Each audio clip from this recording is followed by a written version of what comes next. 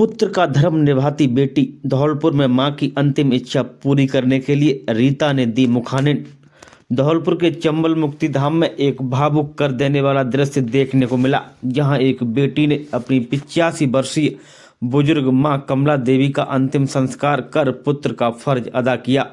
3 बहनों में सबसे छोटी रीता ने सनातन पद्धति के अनुसार अपनी मां की चिता को मुखानिन देकर उन्हें अंतिम विदाई दी।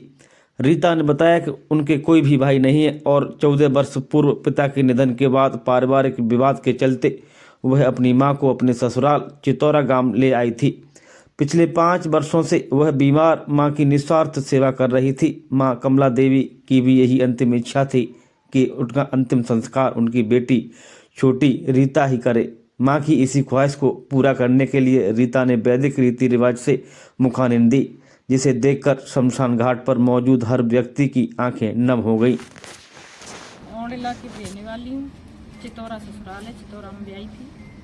पति का नाम विनीत कुमार शर्मा है। माँ मेरी शादी करी थी तो मेरे से ज़्यादा प्रेम करती थी, तो मेरे ही साथ रहना चाहती थी। पिताजी खत्म हो गए तो माँ उसी दिन से मेरे साथ आ गई। कम से कम 12, 13, 14 साल हो गई उनको मैंने ही सेवा की थी। अब तो वो 5 साल से खाट में थी, तो खाट में मैं ही सेवा करती थी। मैं नहीं रखी है, मेरे पास से वे कहीं जाना नहीं चाहती। मुझसे कहती थी बेटा मेरे को चम्मिल ले जाना, वहीं पे दाग देना, और तू ही दाग दी बेटा, ती संग रही हो तो तू ही है मेरी।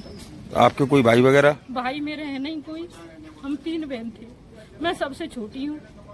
मुझे कोई ज्यादा चाहता, तो वो आपसे ही प्रेम ज्यादा करती थी? मुझसे ज्यादा प्रेम करती। आप नहीं दाग दिया? हाँ मैंने ही दाग दिया है। मेरे ही पास रहती, मेरे जमीन थी उनकी, वो सब लुट गई। ताहुओं के लड़कों ने सब ले ली।